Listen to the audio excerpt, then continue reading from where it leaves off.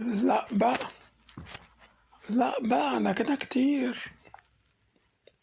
من يومين إيه، من فترة صبحنا على الصبح لقينا مقاطعة لكشري التحرير. ليه يا جماعة؟ عشان في عامل نظافة كان بيشتري حاجة واتطرد. حلو، جميل، خدناها كلنا بروح. ازاي تعمل كده؟ احنا كلنا مع بعض، كلنا اخوات.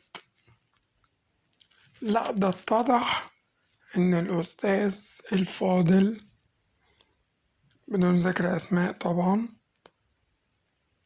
ما اتطردش ولا حاجة، وطلع متسول وشحات. لا حلوة بقى، راح عزا فريد الديب الله يرحمه، وراح لبس، واحمد العوضي قال له ازاي كده، احنا هناكل مع بعض في طبق واحد. حلو، كل ده جميل.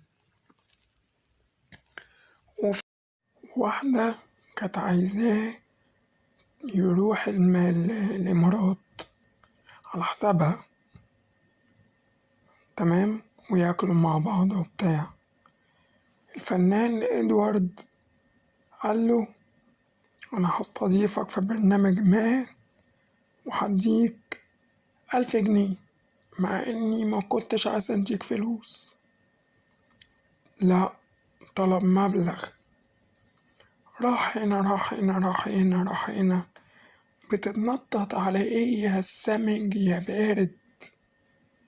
ليه؟ لعب تنس وفرحان بيلعب، وراح هنا وراح هنا، وزعلان ان الناس كلها محدش مديله الفرحة اللي هو بقى ترند. كتك نيلة، كتك 60 نيلة، انت عملت ايه؟ انت متسول وحشاش. عملت ايه انت؟ انت عملت ايه يشفع عليك كل اللي انت عملته؟ ولا ليك اي لازمة. مشكلة ان احنا بنعمل خير لناس ما تستاهلش. انت